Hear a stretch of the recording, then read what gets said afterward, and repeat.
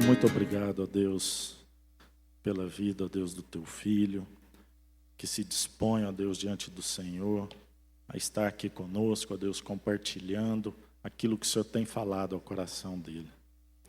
Muito obrigado, ó Pai, porque sabemos que isso é prova do teu amor também para conosco. Que o Senhor, ó Deus, realmente dê a ele toda a sabedoria, todo conhecimento vindo do alto, ó Pai, para que assim possamos todos, ó Deus, engrandecer o teu nome. Em nome de Jesus, Senhor. Amém.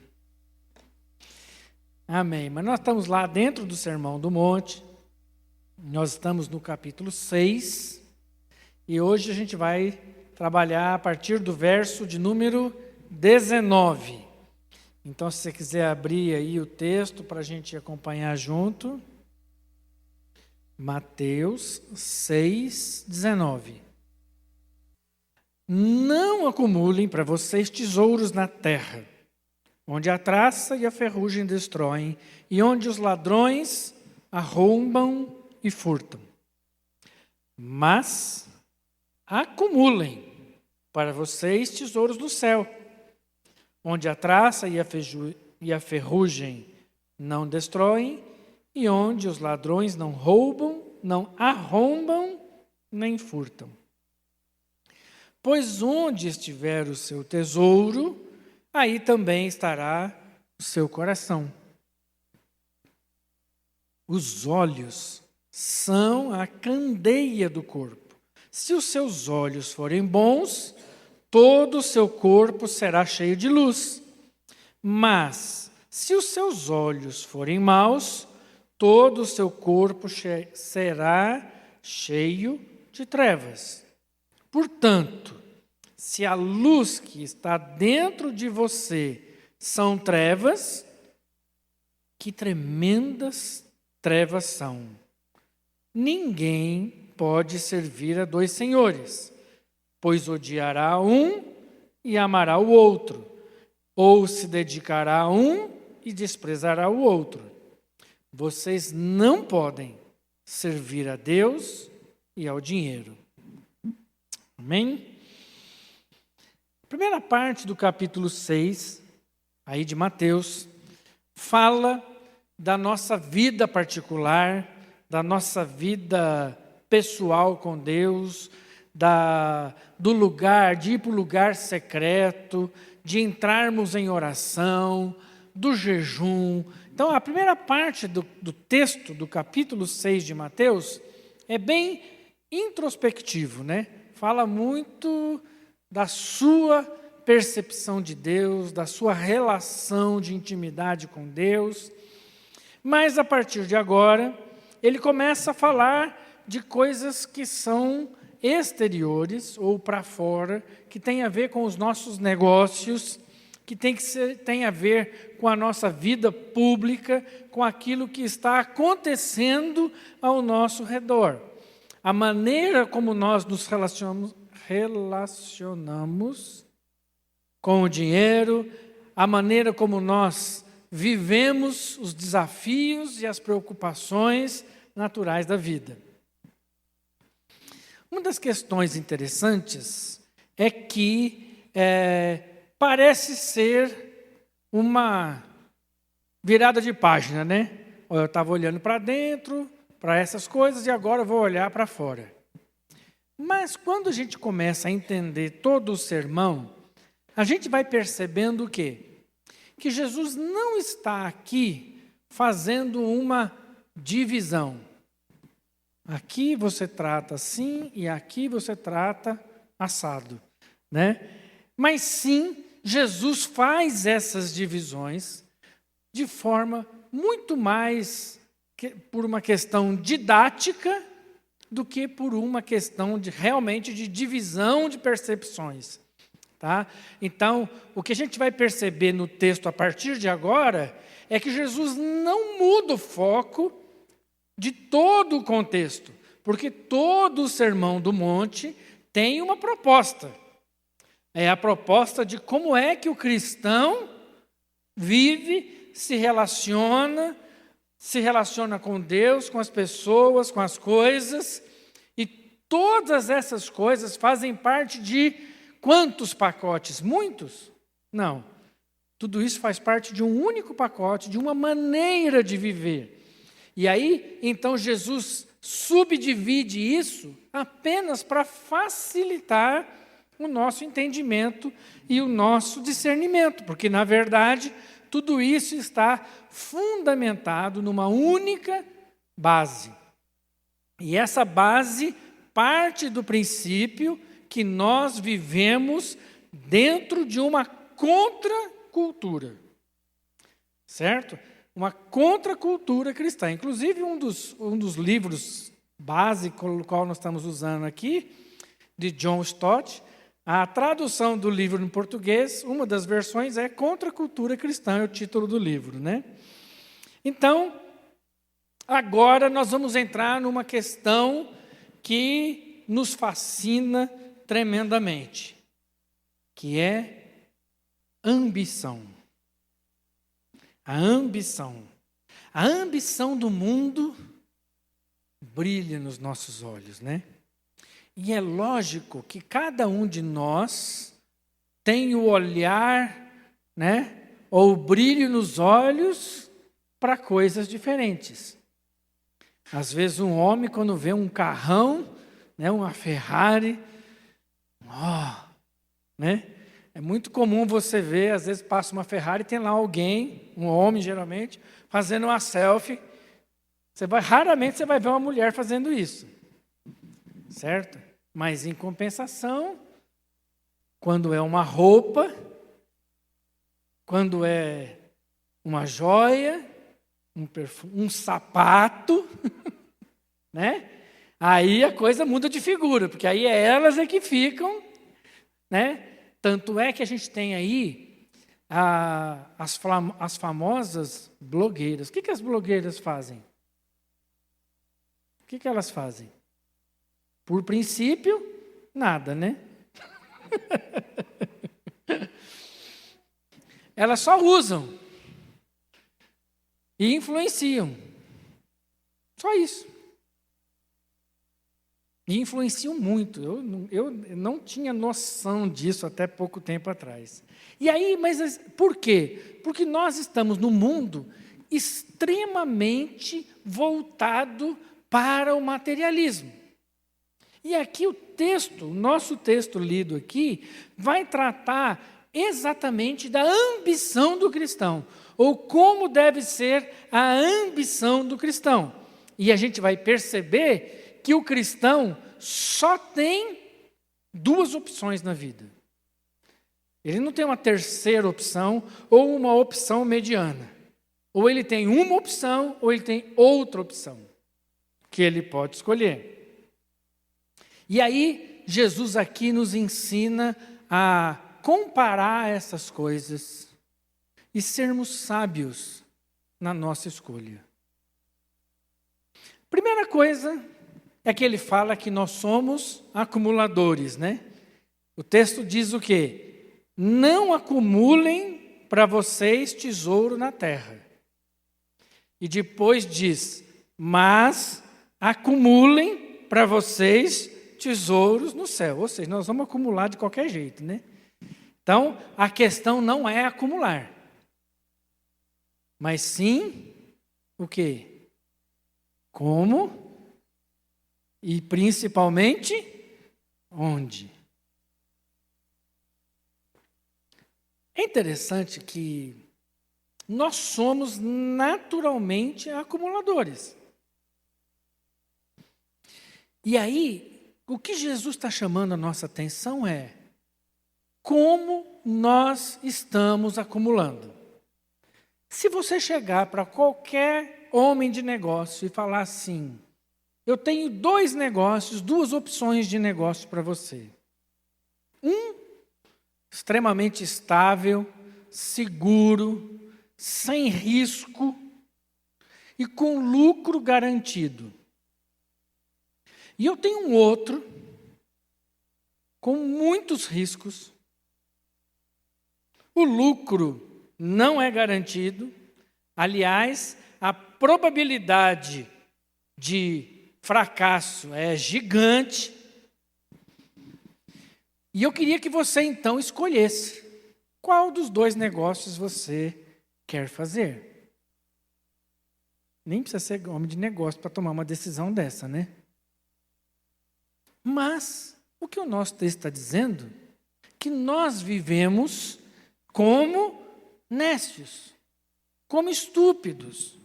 Por quê? Nós estamos tão preocupados e somos tão incoerentes com as nossas escolhas que entre um negócio certo, garantido, e um negócio duvidoso, com alto risco de fracasso, nós escolhemos o quê?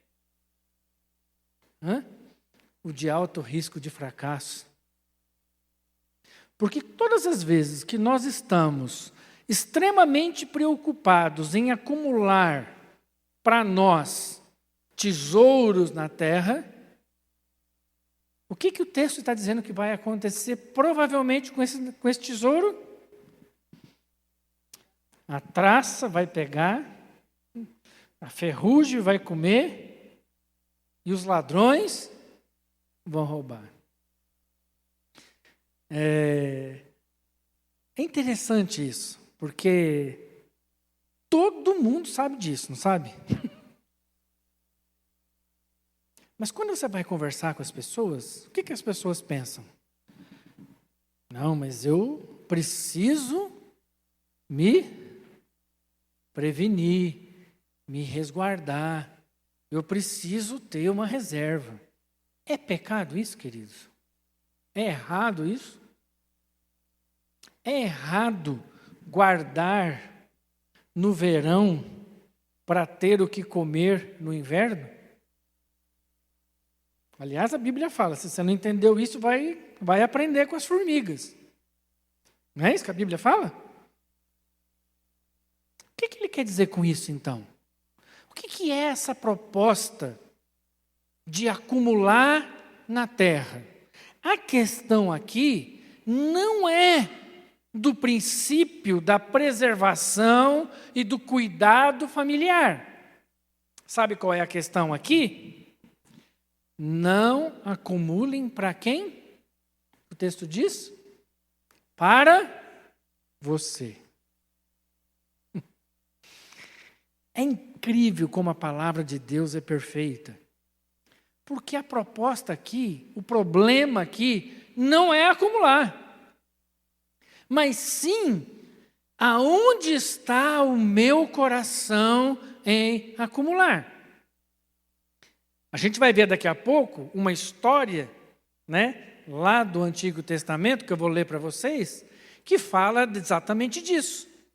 O problema não era acumular, não era se precaver, não era se preparar, mas sim o motivo, a intenção pela qual eu faço isso.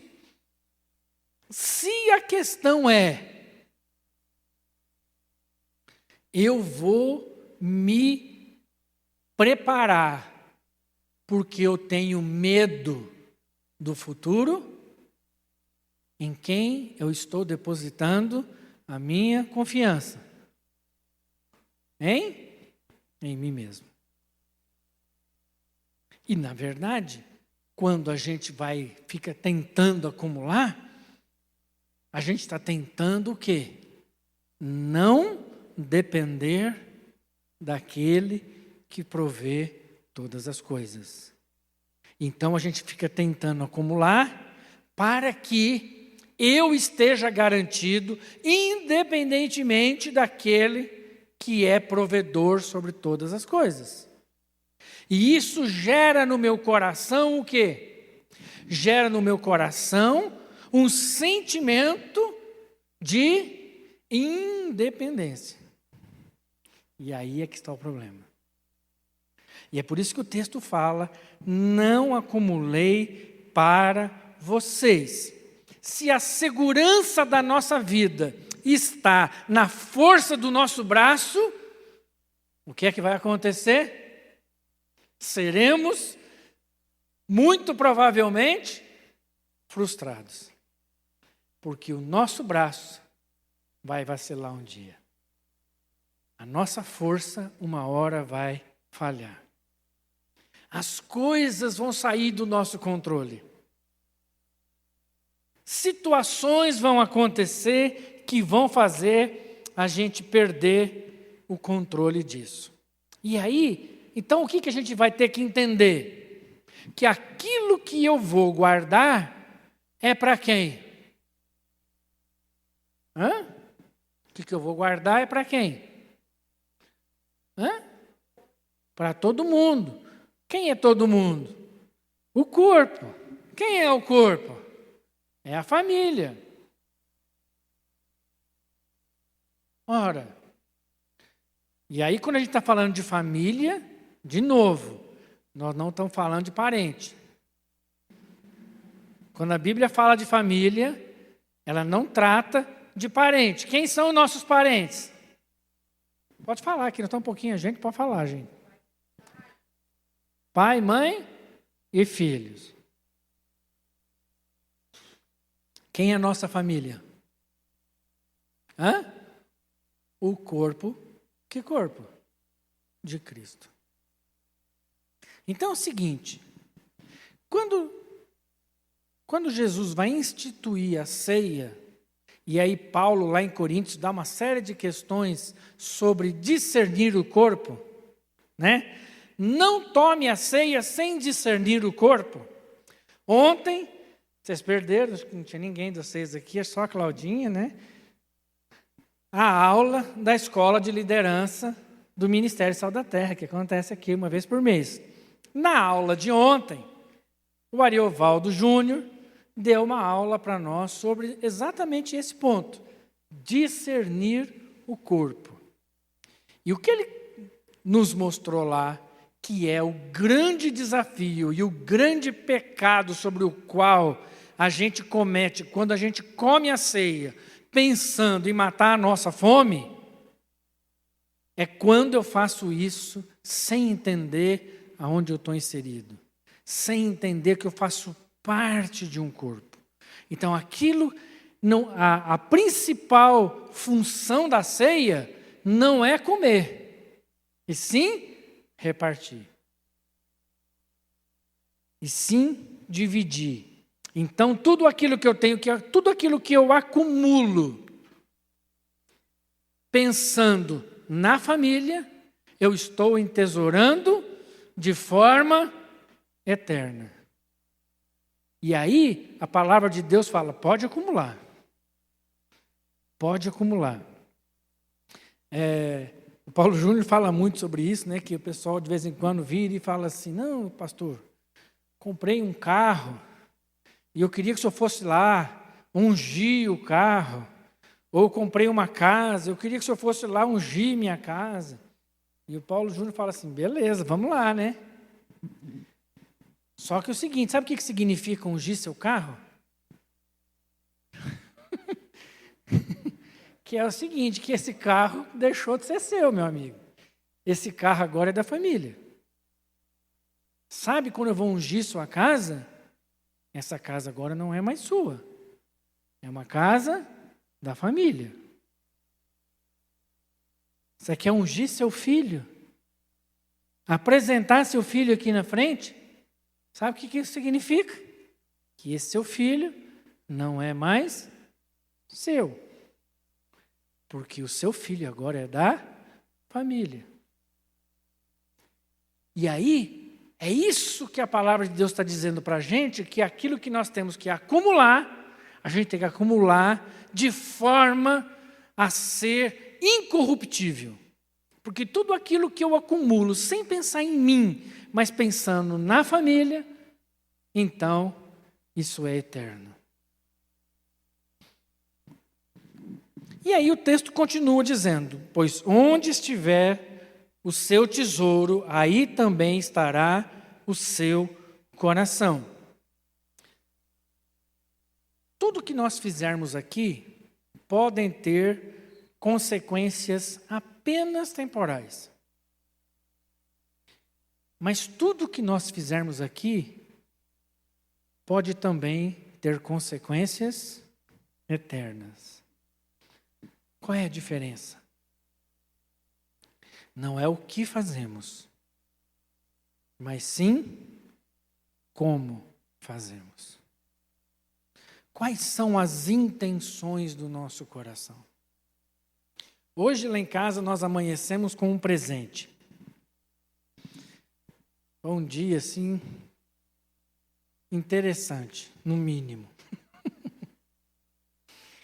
Lá pelas 9h30, recebo uma ligação. E aí, você tá bom? Eu tô. Quem tá falando? Oh, você não sabe quem é? Eu pensei, né? Não conheço tão pouca gente. O povo judia, né? Vou lembrar de voz, aí é sacanagem, né? Como que eu vou lembrar? Eu falei, rapaz, sinto muito, mas não estou lembrando, não estou reconhecendo, não. Rapaz, seu primo. Primo? Eu tenho tão pouco primo, né? Mas eu tenho muita prima, mas primo eu tenho pouco. Eu, primo? Que primo? Seu primo. Distante. A gente quase não se vê. Falei, nossa, cara, você não judia não, fala logo quem é, que é mais fácil, né? E ele foi me enrolando e tal, e aí foi falando, e eu fui dando dica para ele, né? Fui dando dica, né? Meu primo lá de São Paulo? É, lá de São Paulo. Aí eu fiquei pensando, que primo, aí a Claudina, deve ser o Léo. Falei, o Léo? Isso, o Léo. Falei, ô Léo, tudo bem? Todo mundo já pescou o que é, né? Só eu que não tinha entendido na hora, né? E aí, esse meu amigo, esse meu primo Léo, que um detalhe mora nos Estados Unidos, resolveu passar pela BR-153 e o carro dele quebrou. E ele precisava de um dinheiro para resolver o problema do carro dele quebrado. E eu, que gosto demais desse meu primo, que nunca vejo ele, fui correndo, literalmente correndo no banco, saquei o dinheiro e fui lá e depositei na conta da oficina para poder ajudar o meu primo que estava com o carro quebrado. E a Claudinha, não, vamos aqui, pergunta se ele vem almoçar, porque se ele vai dormir aqui, já foi arrumando cama de hóspede, não sei o que e tal. E a gente lá, e a Manuela toda empolgada, que vai conhecer esse primo que ela nunca viu e não sei o que, nós todo mundo empolgado. Aí eu vou correndo lá no banco, faço o depósito e tal. A hora que eu saio assim, ponho o pé para fora do banco. Aí eu olhei assim. Eu não acredito que eu fiz isso. Falei, não acredito que eu fiz isso. Aí eu fui rememorando as coisas na minha cabeça. Falei, não tem condição. Não pode ser isso. Não. Aí eu fui para casa, assim, cabisbaixo. Cheguei em casa, amor. Sou muito burro, meu amor. Sou muito burro. Não é possível que eu sou tão burro assim. Ela, que foi? Aconteceu alguma coisa com o Léo? Ai, ai. Falei, amor, é golpe. Que golpe? Falei, é o golpe do primo que ficou sem dinheiro.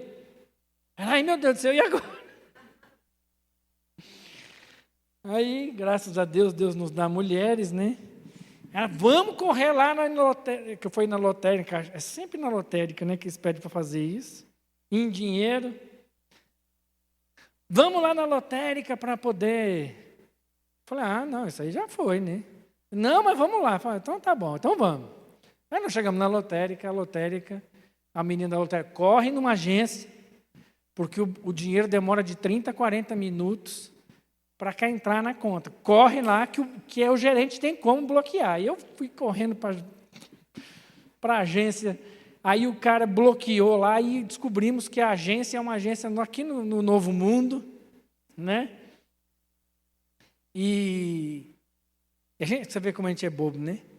O cara disse que estava numa estrada lá perto de Tumbiara, e a oficina tem conta aqui no Novo Mundo, né? Só eu mesmo, né?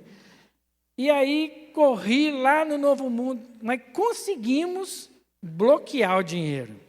Então o cara não pegou o dinheiro, mas eu também não peguei de volta, não. Fui na delegacia, tive que abrir um BO e não sei o que e tal. Aí a gente estava voltando para casa e eu e a Claudinha falando. Falei, amor, sabe que foi bom ter passado por essa experiência? Porque nós vivemos um teste. Um teste. De onde está o nosso coração? Nós não ficamos xingando o cara, nós não ficamos amaldiçoando o cara. Nós falamos assim, não, nós somos burros, né? Porque é um troço tão manjado e a gente ainda cai, né? A gente se acha muito esperto e ainda cai. E eu saí assim falando, puxa vida, que bom que o nosso coração não está no dinheiro. Porque a gente falou, perdeu. Deus vai dar outro. Entendeu? Mas aí, graças a Deus, porque Deus me deu uma esposa sábia, ainda conseguimos. Se Deus quiser, qualquer hora esse dinheiro volta para a gente, entendeu? Mas ele não vai pegar o dinheiro, pelo menos, né? E esse cara ficou me ligando o dia inteiro para a gente entender aonde é que está o nosso coração.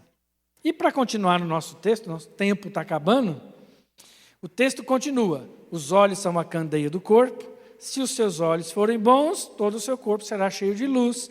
Mas se os seus olhos forem maus, todo o seu corpo será cheio de trevas. Portanto, se a luz que está dentro de vocês são trevas, que tremendas trevas são. A argumentação aqui trata exatamente de como os nossos olhos afetam o nosso corpo, a nossa ambição. Onde fixamos os nossos olhos e o nosso coração, como isso afeta a nossa vida. Se a nossa visão, se a nossa percepção das coisas, se o nosso entendimento das coisas é distorcido, o que vai acontecer com todas as coisas ao nosso redor? Serão trevas. Serão escuridão. Porque toda essa perspectiva parte do nosso ponto de vista. Se o nosso ponto de vista, se a nossa maneira de olhar as coisas é equivocada, consequentemente, todas as nossas decisões serão também equivocadas. E para terminar, o texto diz assim: ninguém pode servir a dois senhores, pois odiará um e amará o outro, ou se dedicará a um e desprezará o outro. Vocês não podem servir a Deus e ao dinheiro. Então, Jesus está falando aqui para escolhermos entre dois tesouros, onde que a gente vai acumular tesouro, entre duas visões e agora entre dois senhores. E com muita frequência nós confundimos, porque na nossa cultura é muito comum nós termos dois empregadores. Certo? Quem é farmacêutico você vai bem por isso, né? Quem é médico tem 2, 3, 4, às vezes 5 empregadores. E a gente confunde ter vários ou mais de um empregador com ter mais de um senhor. Por quê? Ter 2 senhores para um escravo, isso é impossível. Porque nenhum escravo pode ser propriedade de 2 senhores. Ter um só dono e prestar serviço em tempo integral a esse senhor é a essência da escravidão. E o texto está dizendo o seguinte: se você não é escravo de um, você é escravo do outro. Não tem meio termo. Ou você é escravo de um, ou você é escravo do outro. A quem nós vamos decidir servir? A Deus ou ao dinheiro? A Mamon, em algumas versões, né? A quem nós vamos servir? Ao nosso Senhor, Criador dos céus e da terra, como a gente acabou de recitar aqui? Ou nós vamos servir a Mamon, ao dinheiro, ao senhor desse mundo, ao senhor do materialismo, ao senhor da acumulação, ao senhor do egoísmo, ao senhor do eu, aquele que olha só para mim, meu, minha, eu posso, eu tenho, eu vou, eu fico, eu vou, eu faço. E aí eu queria concluir contando a história de um rei de Israel. Eu estou na minha meditação, eu estou lendo Crônicas, né? E hoje de manhã eu li sobre esse rei e entendi que era o texto para a gente trabalhar aqui hoje com vocês. Vou ler algumas partes do texto só para a gente acompanhar. Lá no 2 Crônicas, capítulo 25. Fala, Amazias tinha 25 anos de idade quando começou a reinar e reinou 29 anos em Jerusalém. O nome de sua mãe era Jeoadã, ela era de Jerusalém. Ele fez o que o Senhor aprova, mas não de todo o coração. Amazias reuniu os homens de Judá e, de acordo com as suas respectivas famílias, nomeou chefes de 1.000, de 100 em todo Judá e Benjamim. Então convocou todos os homens com mais de 20 anos e constatou que haviam 300.000 homens prontos para o serviço militar, capazes de empunhar a lança e o escudo. E agora olha isso aqui. Também contratou em Israel 100.000 homens de combate pelo valor de 3,5 toneladas de prata. Então ele tinha a seu serviço 300.000 homens, mas ele falou, esse tanto é pouco. Eu vou contratar, como é que é o nome que eles fazem? Como é que é o nome que eles... Mercenários. Eu estava hoje tentando lembrar esse nome. E contratou mercenários para ajudar e para reforçar o exército. Quando ele faz isso, olha o que acontece. Aí vem o homem de Deus. Verso 7. Entretanto, um homem de Deus foi até ele e disse, ó rei, essas tropas de Israel não devem marchar com você, pois o Senhor não está com Israel, não está com ninguém do povo de Efraim. Mesmo que vá e combata corajosamente, Deus o derrotará diante do inimigo, pois tem poder para dar a vitória e a derrota. Amazias perguntou ao homem de Deus, mas e as 3,5 toneladas de prata que paguei a essas tropas israelitas? E o homem de Deus respondeu, o Senhor pode dar-lhe muito mais do que isso.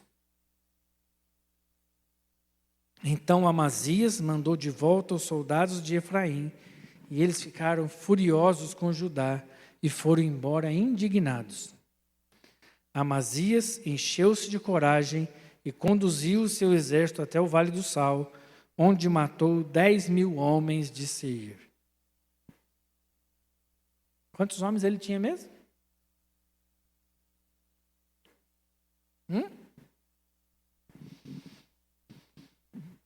Mas aí, com os homens dele, ele achou que não seria suficiente. Por que o homem de Deus foi falar para ele que se ele saísse com aquele exército, ele ia ser derrotado?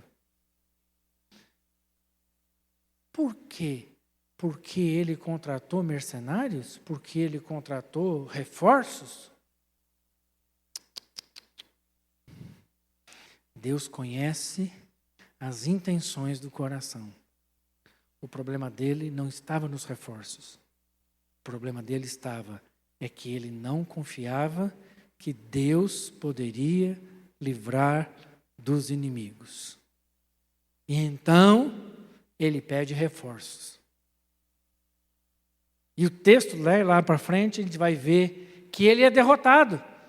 Porque ele, apesar dessa lição, e aqui ele abre mão dos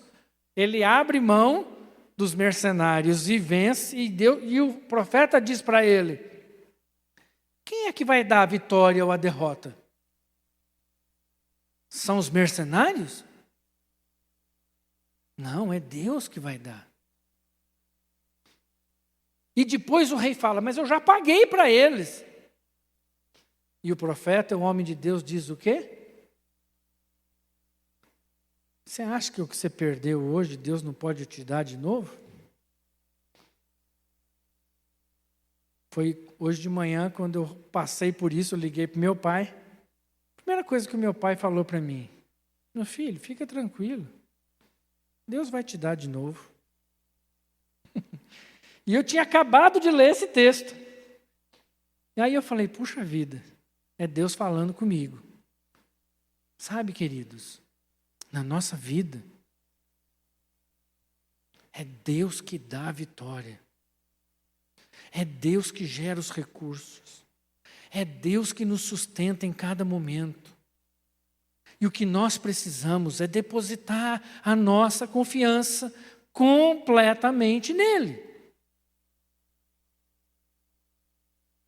E quando nós fizermos isso de todo o nosso coração, o Senhor suprirá todas as nossas necessidades. Eu entendi hoje que não sou eu e nem a força do meu braço que vai trazer os recursos para a minha casa. Mas é o Senhor que dá, que tira, que põe, que leva, traz de volta e faz segundo lhe apraz. E é assim que nós temos que lidar com a nossa vida em Cristo Jesus. Amém? Não? Amém? Ah, amém. Por falar nisso, né? Nós vamos encerrar o nosso culto, e se você trouxe a sua oferta ao Senhor. Aliás, eu ouvi uma coisa interessante sobre oferta essa semana. Que a gente fala muito assim: não, eu vou dar a minha oferta ao Senhor. Espera aí, a gente vai dar a minha para o Senhor? O que está lá em casa é de quem mesmo? É do Senhor. Então, que oferta que eu estou dando para o Senhor? Se é dele? Eu não estou dando nada para ele. Véio. Como é que eu dou para o Alexandre aquilo que já é do Alexandre? Sabe o que esse ato representa? Entendermos quem é Senhor na nossa vida. Se o Senhor é que reina na nossa vida, tudo que está no nosso depósito, nós temos que perguntar para quem? Como a gente vai usar esse recurso? Para o dono do recurso. Então, quando eu vou para o gasofilácio colocar ali um recurso, isso é fruto de entendimento. Isso é fruto de parar e perguntar para o Senhor da nossa vida quanto daquilo que está comigo eu devo colocar ali para o gerenciamento da igreja, da família. Amém? Que a gente possa fazer isso com muito discernimento em Deus, de tudo que nós temos, de tudo que Deus tem colocado nas nossas mãos.